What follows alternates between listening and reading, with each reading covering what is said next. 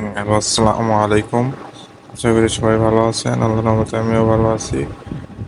আজকে আমি আপনাদের দেখাবো কিভাবে আপনারা ডায়াল করে নগদের ব্যালেন্স চেক করবেন।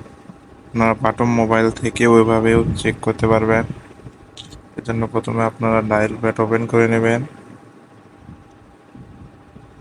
ডায়াল প্যাড ওপেন করে নেওয়ার পর এখানে ডায়াল করবেন *167#। তারপর যে নাম্বারে আপনার নগদ খোলা আছে সেই নাম্বারে কল দিবেন। আমার 1 নাম্বারে নগদ খোলা আছে, 1 নাম্বারে আমি ফোন দিলাম।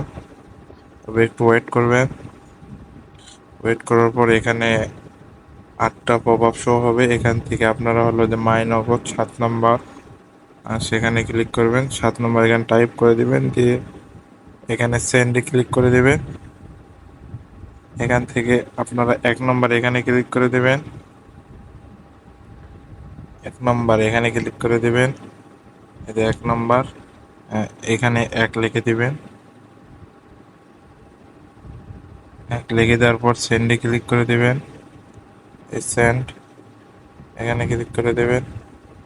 দেওয়ার পর এখানে আপনাদের নগদের পিনটা দিয়ে দিবেন। আমি আমার নগদের পিন দিয়ে দিচ্ছি।